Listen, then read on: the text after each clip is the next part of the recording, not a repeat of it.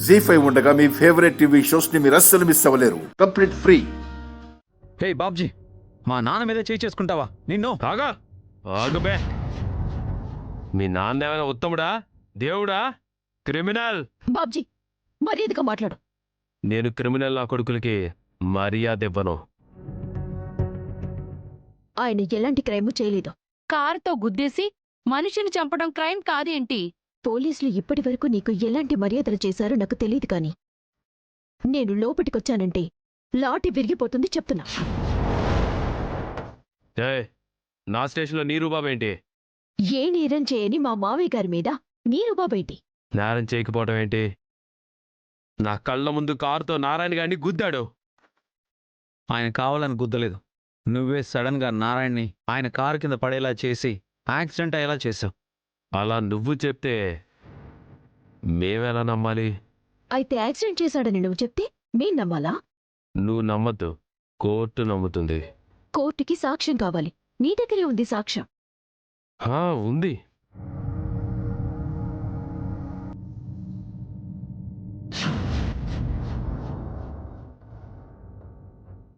నా పేరు నారాయణ.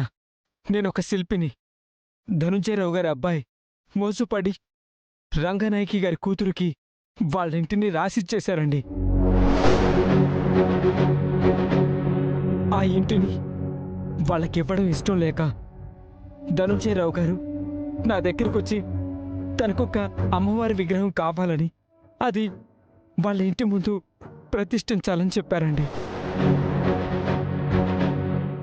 అది స్వయంభుగా వెలిసిన విగ్రహమని జనాలందర్నీ నమ్మించి ఇల్లు కూల్చుకుంటా ఆపగలిగారు.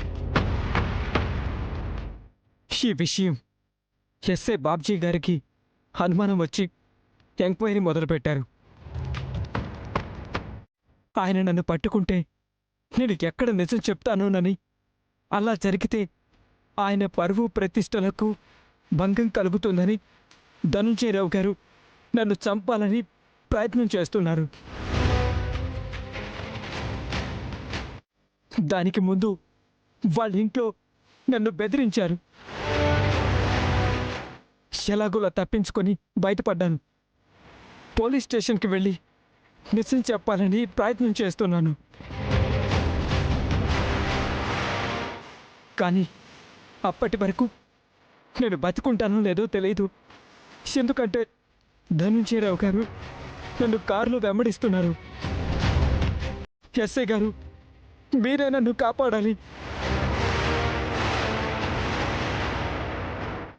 చూసావుగా, ఇది నారాయణ చనిపోయే ముందిచ్చిన మరణ వాంగ్మూలం. ఇది అబద్ధం అని నువ్వెలా చెప్తావు? ఇదంతా మోసం. నువ్వే వాణ్ణి కొట్టి కావాలనే అబద్ధం సాక్ష్యం చెప్పించావు.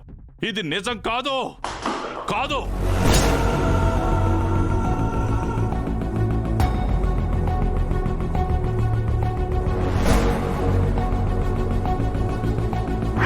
జీ5 యాప్ డౌన్లోడ్ చేసి అన్ని ఎపిసోడ్స్ పూర్తి ఉచితంగా చూడండి.